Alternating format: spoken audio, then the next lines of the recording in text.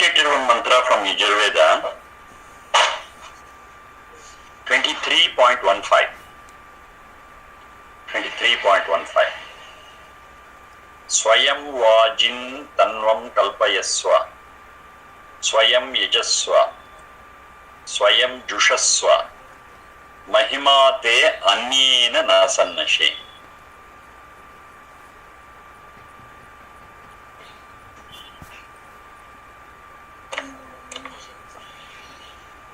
Vajin is addressed to the souls. Vajin. Vajin means Vajjagata, one who is progressive. That's one meaning of it. Vajjagata. One who is capable of knowing things is also a Vajin. And Vaja means Anna Bala Vega according to Nirukta. Anna is food, Bala strength, Vega speed. Vaja has got all the three meanings.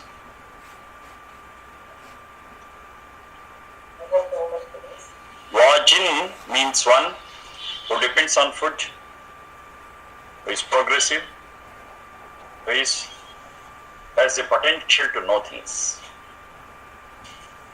Vajin, or soul, with these properties, with these faculties.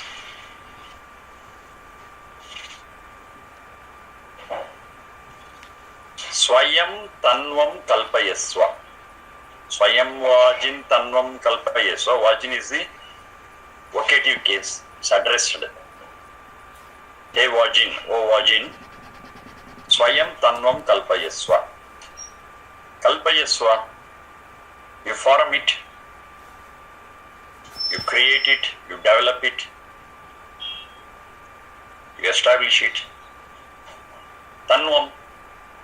Tano is your Sharir Indra Manas mainly. You have to develop and establish your strong Sharir Indra Manas. How? Swayam is very important. Swayam, by yourself. Swayam is best. Underline that Swayam, that's very important. By yourself you have to do all this. Nobody else can do it for you. That's the underlying principle here. Nobody can do it for you.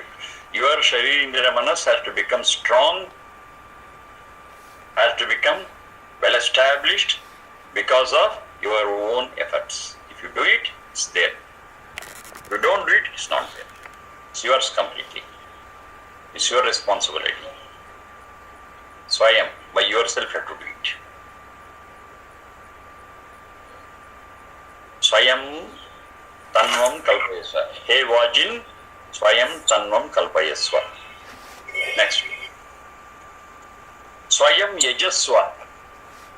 Yaja, we have seen Yajadeva Puja Sangati Kannadaneshu several times. Yaja is doing things in the best way possible, always keeping our minds open for learning, improvisation, and you do it. Do good deeds, do the deeds in the best way possible, learning at every moment. And this how you have to do it? Swayam, by yourself. Nobody can learn for you. Nobody can do a good deed on behalf of you. Nobody can improvise a deed what you are doing. So you have to do it. Of course, they can give suggestion, that's a different issue. But even if they give suggestion, who has to do it? It's you and you only. You alone, by yourself. Do good deeds the best way possible. Learn, improvise by yourself. Swayam Yajasva. Once again, that Swayam has to be underlined. Nobody else can do it for us. I have to learn, I have to improvise. If X learns, it's of no use for me. I have to learn myself. I have to realize it myself. Swayam Jushasva. Jusha Priti Sevaniyoho.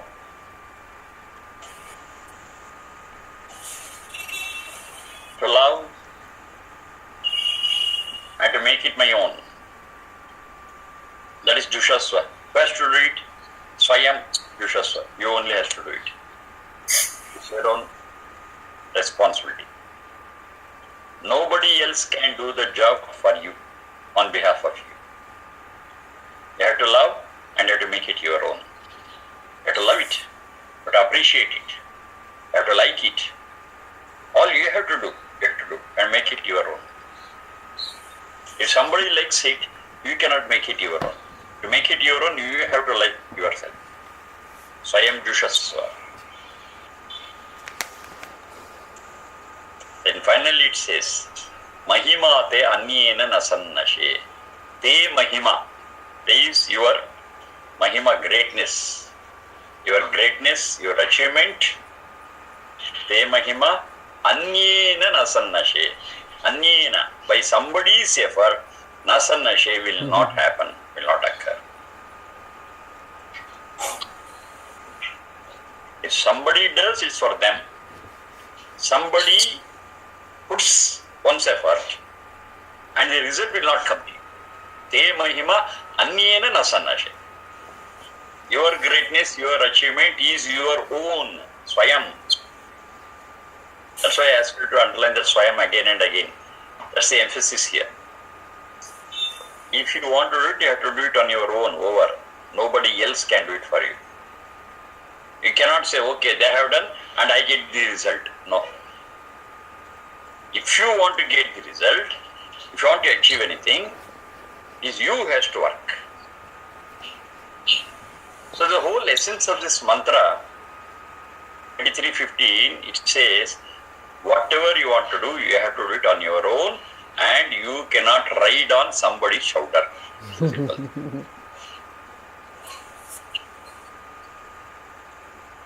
There is no piggybacking it. That's the word what is piggyback. So you ride on somebody's back and say, I have done the journey. No, such a thing is not possible. This is the clear-cut guidance given by Vedas. But what about human life? The law made by we human beings. They got also things. They got what is known as proxy. What is the proxy? You did it on my behalf. It is as good as I have done. There's some work has to be done. I cannot go. I authorize some person as a proxy that can go and do what I should have done. It's allowed. It's okay here. We have got what is known as another legal term for that. Power of attorney. Power of attorney. We authorize legally a person to do acts on our behalf. And whatever acts to do, we take the responsibility. The effect of it is on us. It is as good as we have done. Though we have not done it, somebody else has done. This power of attorney. It's all okay in human society and in the law made by humans. But this proxy or power of attorney is totally banned in the spiritual field. The law made by that Satchidananda. Whatever law has been established by Satchidananda, it never accepts proxies, it never accepts powers of attorney. It says not okay. If you want to do it, you do it. Otherwise, no. If you take very, very simple examples, you will understand this. Very, very simple examples. I am hungry. Whom can I authorize to eat on my behalf? Foolish. I am hungry means I alone has to eat and quench my hunger. Nobody else can eat on my behalf and my hunger will be satisfied. No, there is no such thing. Very simple. Very simple. That's the system. In law it is okay. Man-made law it is okay. You go and do it on my behalf. Yes, they can do it. And the whole credit comes to us. That's fine. But how can I do like this? Here. I'm hungry. You eat. My hunger will go. No. If I'm hungry, I alone, Swayam, I should eat. I'm thirsty. Same thing. I'm thirsty. I only have to drink and quench my thirst. Nobody can drink water and say, your thirst has gone. Go. No. I'm thirsty, I have to drink. That's a natural law. That's what is said in this mantra in the Vedas. I'm tired. Okay, fine. First to take rest. Foolish. You are tired, you have to take rest. As simple as that. If you are tired, if I go and take rest and sleep, will the tiredness of this person will go? Never. The very person has to take rest and get his tiredness recuperated. He has to do it. Can I see through your eyes? No. I can imagine and do that. That's a different issue. I can imagine and understand your outlook. That's fine. But I cannot see really through your eyes. I cannot listen through your ears. You cannot think using my brain. That's a law. Every one of us, we are endowed with our own set of apparatus, our own set of system. I got my own eyes, I got my own ears, my own sense organs, my own body, my own system, my own hunger, my own thirst, my own instincts. And it's all limited to me and me alone. That is Swayam. So whatever has to be done, it has to be done through my own apparatus. It is fully functional or not, that's a different issue.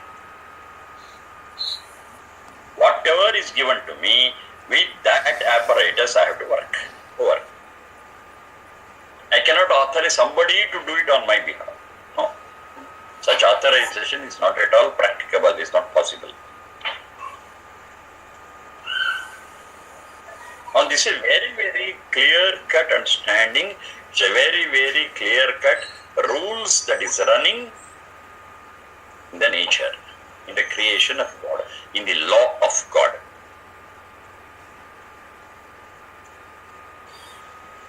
It's very simple to understand. We cannot shirk and we cannot shift our responsibility to anybody else. I have done, I am responsible. So I am opening another dimension of it.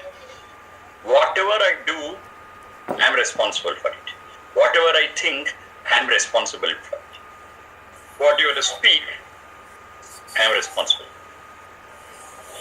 I cannot say this is how I have thought over and the responsibility is not mine. I cannot say.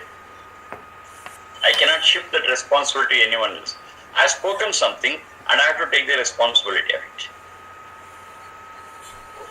I cannot say. Though it is spoken by somebody else through my mouth. No, that won't hold good. It is you who have spoken it. Before speaking, you had all the opportunity to filter it, analyze it. But without doing it, you have spoken, so you are responsible for it. Over. I have done something, I am responsible for it.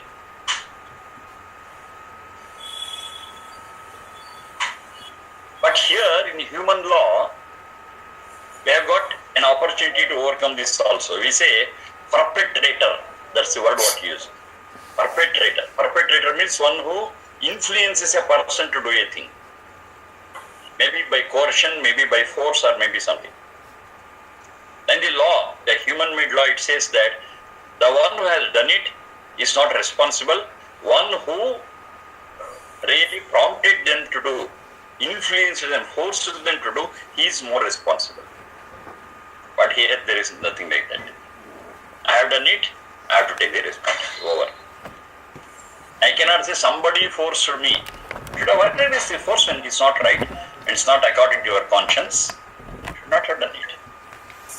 You are also able to think, you are also able to analyze, you are not an animal. In case of animals, it's different. You force them to do certain things based on their instincts.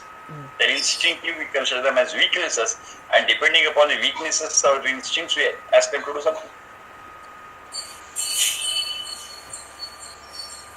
You make a lion jump from one table to another in circus. That's okay.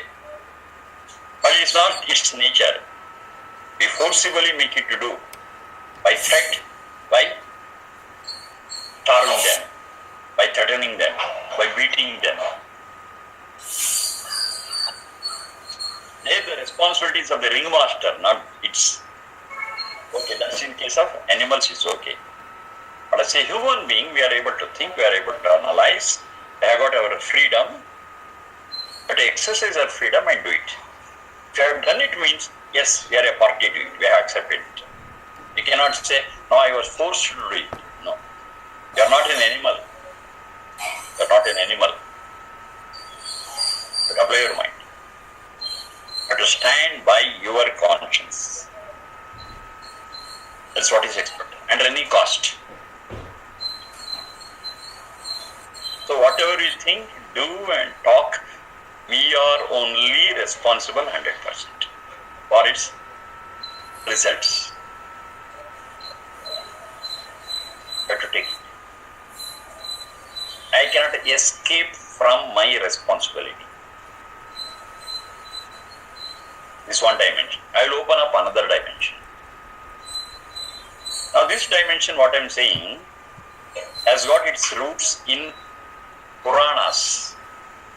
Puranas, in particular, Garuda Purana. But that is not Vedic. That's what exactly I want to convey.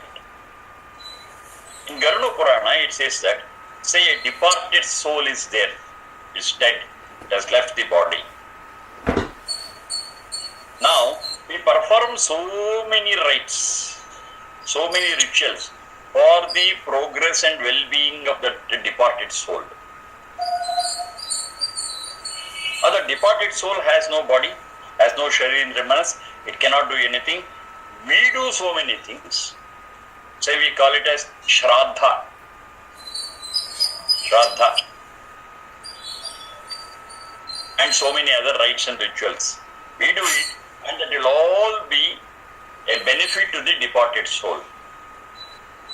It is we who have done it, and the benefit goes to the departed soul which has done nothing. Now this Veda Mantra says it will never happen. It will never happen. The very soul, when it was in the Sharira Indriya Manas, with its own Sharira Manas, whatever it has done, that soul will be credited to its account. Over. Once it is dead, that account is closed. Nobody can add or delete from that account. That's what exactly it says. Swayam mahimate annina sannashe. By what somebody else has done, you will not be benefited. You will not get anything. Your account is separate, the account of somebody else is separate. There is no transfer of debit or credit from one account to another account. That's what it is. If you want anything, you work for it. You have done something, you have to take the fruits. You cannot exchange it. You cannot exchange it. You will not get any transfer from somebody's things. Mahimate annina na sannashe. It will not happen. It will not occur. So this whole process of conducting so many rituals, as per Puranas, after the death of a person, is all thrown out now because of this small sentence. Mahimate annina na sannashe. It's all useless, waste of time, waste of energy, waste of resources. If at all a person wants something while living and after death, they have to work for it while they are with their own Sharira Indriya Manas, and they have to work Swayam. That's important. If they work for it, yes, they will get it.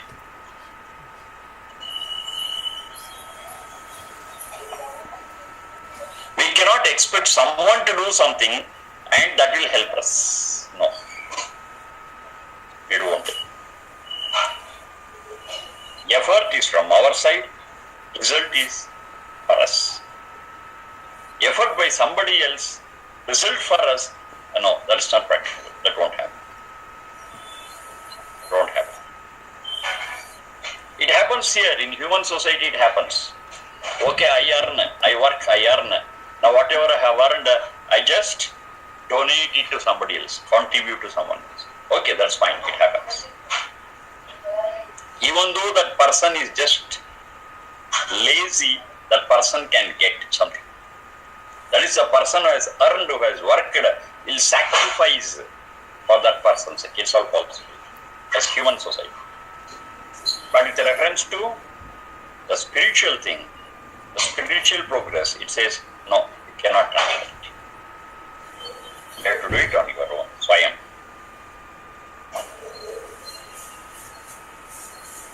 It is not really great impact. As far as spiritual progress is concerned, we have to work for ourselves.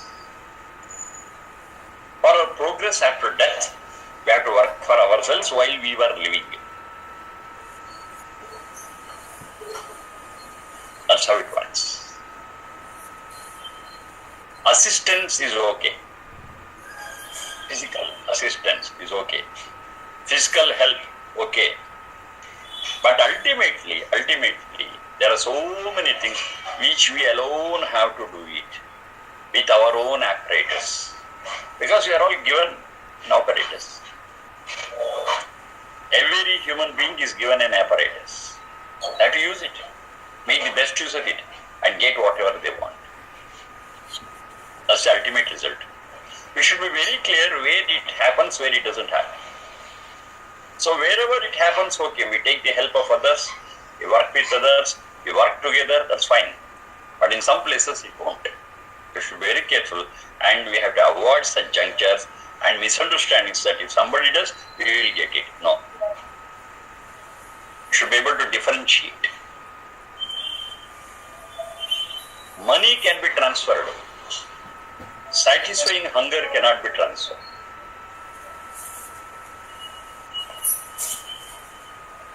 Knowledge can be transferred if the other person opens up. It's a condition, it's conditional. If the other person has got that learning mode, has got that mentality to learn, yes, knowledge can be transferred. If the other person doesn't open up, knowledge cannot be transferred. Cannot.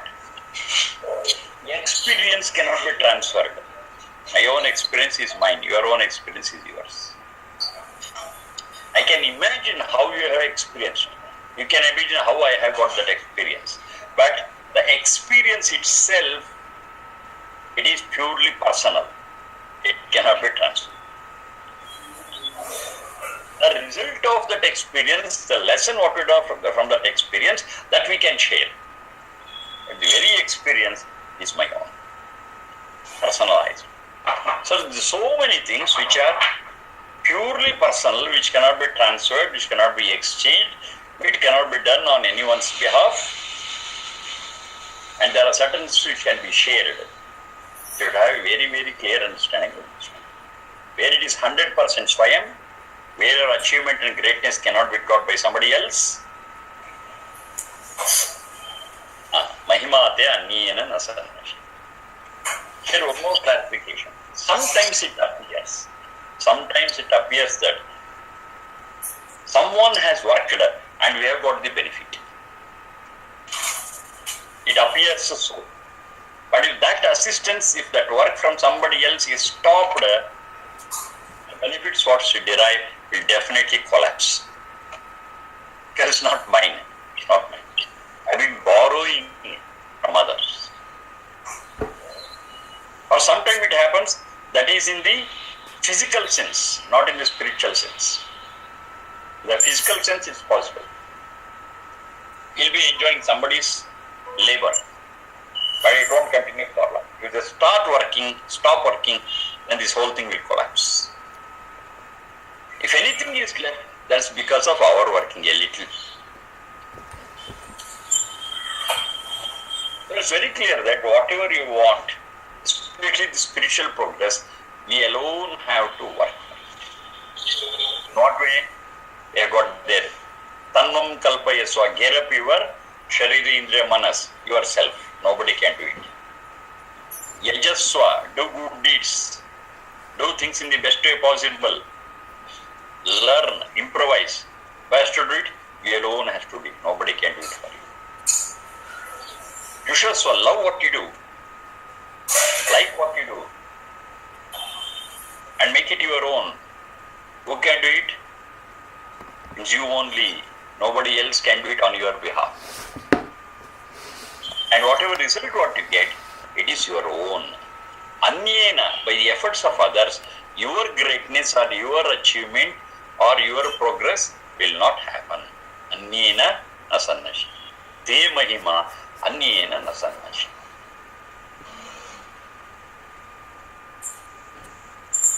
If you observe in our routine life, most of the things we have taken them for granted. Now I have to analyze everything. Is it my own effort or is somebody's effort?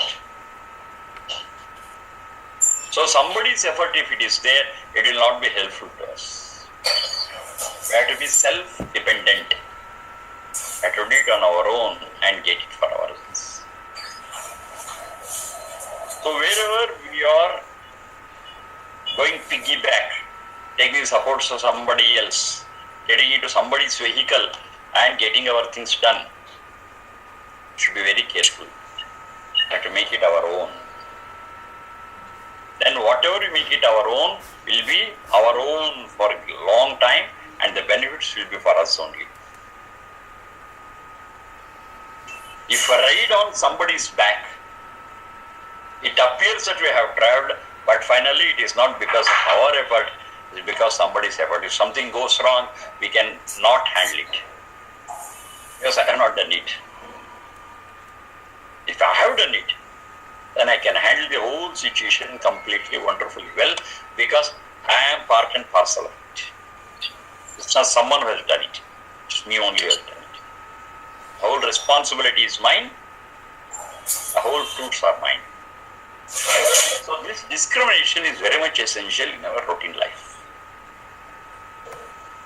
Where the law, that's the law made by Sachanda, where the natural law permits me, okay, fine. Where it doesn't permit, I have to work for myself. I have to strive myself.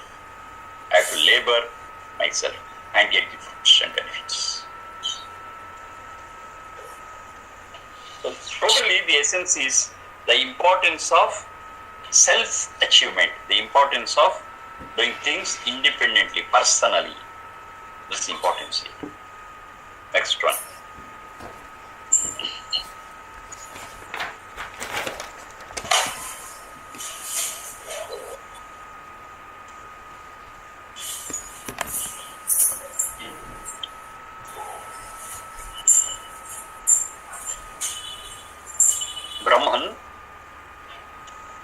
Brahman, ma tvam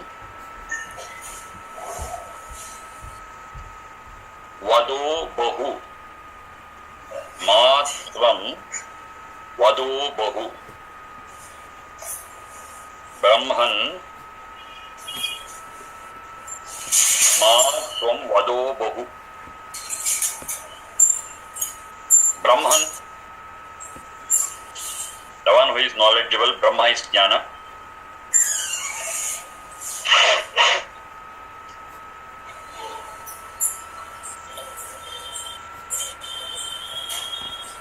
From you,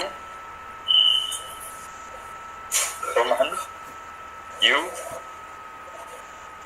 ma vado bahu. Don't talk more.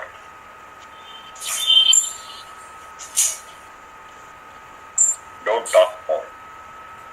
Don't talk something unwanted. Very simple.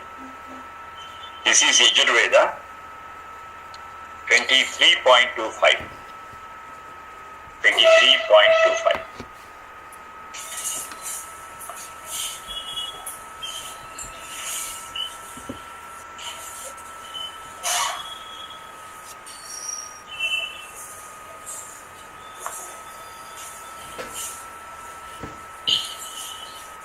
Now here we have to understand one very simple thing. As human beings we can talk. Other animals they cannot talk as we talk. Of course they have got their own expression, but their expressions is all quite limited. Other creatures. But human beings can talk, can express so many things. Okay, this is our special feature, this is our special capacity. Fine. Now, you have to apply our mind while using it. That's very important. We should not talk too much. We should not talk too less. There should be some balance in that.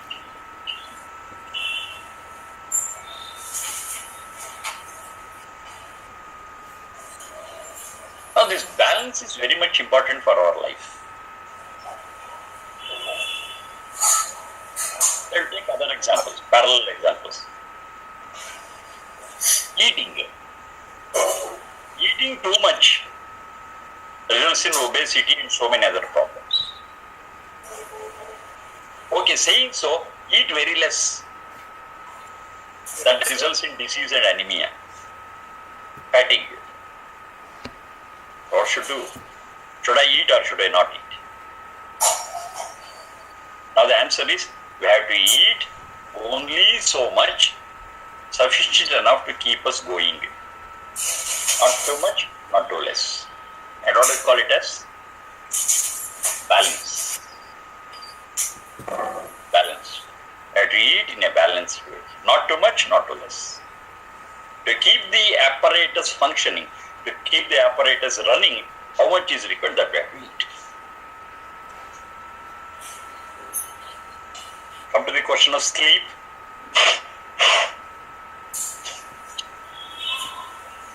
Sleeping too much makes us lazy, inactive, dull, diseased. Sleep too less, it results in insomnia, sleeplessness, and that also causes so many problems. Insomnia is a disease. What's it have to do? Should I sleep or not sleep? I have to sleep, not too much, not too less. Then how do you fix up? Sleep is for rest, for rejuvenation. So I work, I'm tired, have only that much of sleep so that you will be again active enough to work the next day. That is the quantity of sleep what you need. Not more, not less. How do you call it? Balanced. Balance. It's a balanced sleep. Exercise. Another example. Too much of exercise is a burden on my own physical body. Too much of exercise. It harms the body. Too much of exercises. No exercise, it makes my whole body numb. Should I exercise or not exercise? I have to exercise. Not too much or not too less. To keep this machinery, to keep this machine, that is Sharira Manas, agile, functional, to that extent I have to exercise. How do you call it? Balanced. Balanced. Talking, that is the one what I got in this piece of mantra. Talking. Talk too much, you are a chatterbox. You are a chatterbox. Talk too much. Talk too less, you are not able to communicate. Should I talk or not? I have to talk. Not too much, not too less. In some circumstances, not talking and being silent is very good. In some circumstances, I have to open up my mind and talk. If I don't talk there, a lot of misunderstandings will happen, a lot of problems will be created. Should I talk or not talk? Where necessary, to what extent necessary, I have to talk.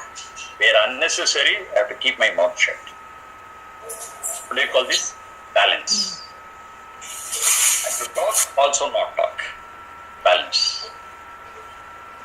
So the whole secret of life is not in doing too much or not in doing very less, but it is in doing in a balanced way.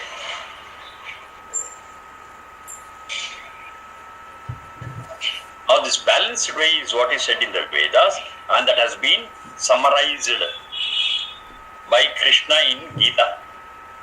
He says to Arjuna, Samatvam yoga uchyate. Samatvam yoga uchyate. What is that samatvam? Balance. Not too much, not too less. Samatvam yoga, that is called yoga. That is called Jivana yoga. That's called yoga in practical life. Not too much, not too less. We have to eat, not too much, not too less. We have to exercise, not too much, not too less. We have to sleep, not too much, not too less. We have to talk, not too much, not too less. All these things are required, but have to be within certain limits, within a certain range, not beyond it. That is what is called as balance. That's what is called as samatva. And maintaining that samatva is what is called yoga. Samatvam yoga uchyate. Balance is called as yoga. Who can do this? Brahman. Brahman is one is knowledgeable. One has got the capacity to analyze and decide in a given circumstance how much I have to do.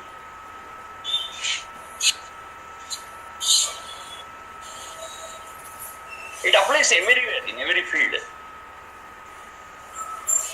Bringing up children, another example, bringing up children. Be very strict. You cannot bring up the child wild. Because it will be always snubbed, because I am very strict and the child will not bloom well, the child will not grow well.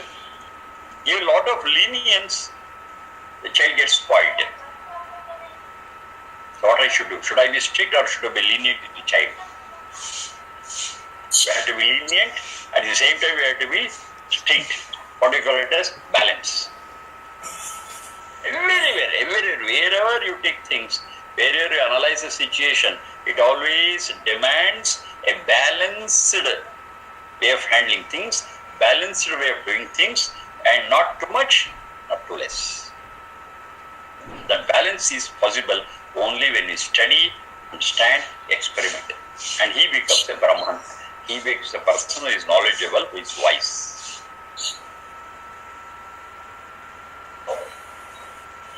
Ma bahu vada. So don't talk too much. You become knowledgeable, don't talk too much. It applies to so many other things, what I have explained, other examples. Don't do it too much, not too less. Wherever it is necessary for us to talk, we are not supposed to be silent, we should talk. Wherever we are supposed to be silent and mute witness, we have to be like that, we should never open our mouth. So where to do what is a clear understanding, knowledge, discrimination, analysis, and one who does it is called as Brahman. One is knowledgeable, one is wise. So apply your wisdom and do rightly. Apply your wisdom and talk rightly. This I have been telling earlier also. While talking, we have to apply certain parameters, certain tests. One is Satyam, that I have discussed. Satyam means it's true or not. That's fine. Then we spoke about Priyam. Are I expressing it in a pleasing way? Yes or not? If it's in a pleasing way, that's fine. If it's not pleasing, make it pleasing. Just to make it pleasing, don't lie. There should be truth, expressed in a pleasing way. Satyam, Priyam, Hitam. Is it welfare giving? Is it useful? Is it utilitarian? Yes. Last one we were discussing was Mitam. Mitam is only that much that is required. And that is what is said in this piece of Vedas. Mitam. Brevity. Brevity is Mitam. As much as needed. Not even a word more, not even a word less.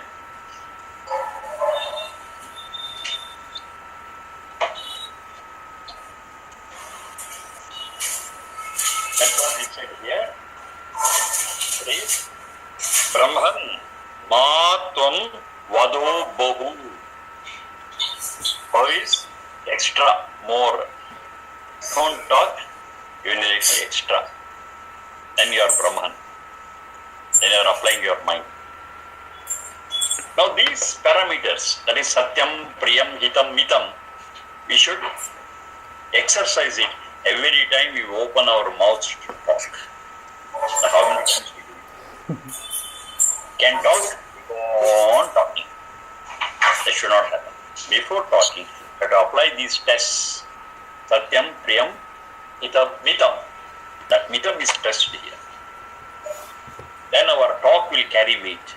Then our words will be full of thoughts, will be full of meaning. And that will be useful to the one who speaks and the one who listens. You have to exercise this every time before you open our mouth to talk. With anyone, any situation. What is required to that situation? Only that much. And what happens is most of the times we go on talking and talking and talking and we cannot control our talk, and finally we talk something nonsense and spoil the whole situation. And spoil our own heads. Let it not happen. Brahman, oh knowledgeable person that has got the potential to understand and know it, ma tvam vado bahu tvam bahu ma vadaha. Don't talk too much.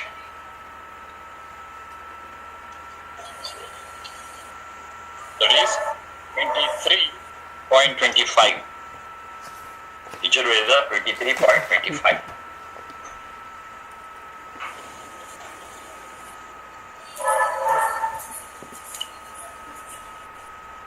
The other things will continue in the coming days.